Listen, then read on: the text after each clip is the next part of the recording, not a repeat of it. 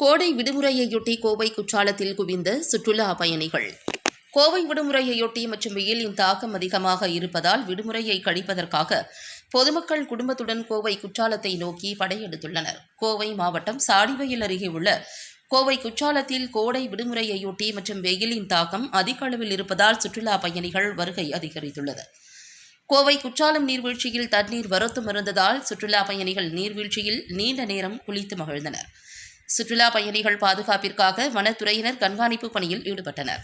சுற்றுலா பயணிகள் அருவிக்கு சென்று வர கூடுதல் வாகனங்கள் இயக்கப்பட்டன. நீண்ட வரிசையில் நின்று குளித்து மகிழ்ந்தனர். மேலும் பள்ளி, கல்லூரி விடுமுறை என்பதால் பொதுமக்கள் குழந்தைகளுடன் குதூகலமாக குளிக்க வந்தனர்.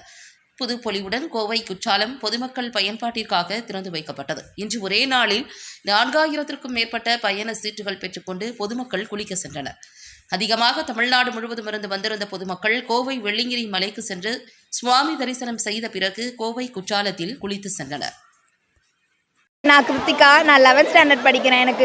நான் கோயம்புத்தூர்லேருந்து வரேன், காந்தி பார்க் சைடு.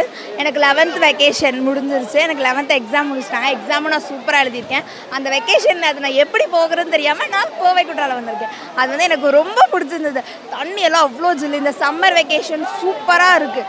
எனக்கு அது என்னென்னா, நான் வேறு எங்கேயும் போக முடியாது, அதனால நான் இங்கே வந்திருக்கேன். வேறு எந்த ஏரியாவில் தண்ணி இப்போ வரதில்லை. இப்போ இங்கே சூப்பராக இருக்குது. நீங்களும் கண்டிப்பாக இங்கே விசிட் பண்ணி பாருங்கள். அதெல்லாம் சூப்பராக இருக்குது. தண்ணியெல்லாம் அவ்வளோ நீட்டாக இருக்குது. நல்லா மெயின்டைன் பண்ணுறாங்க.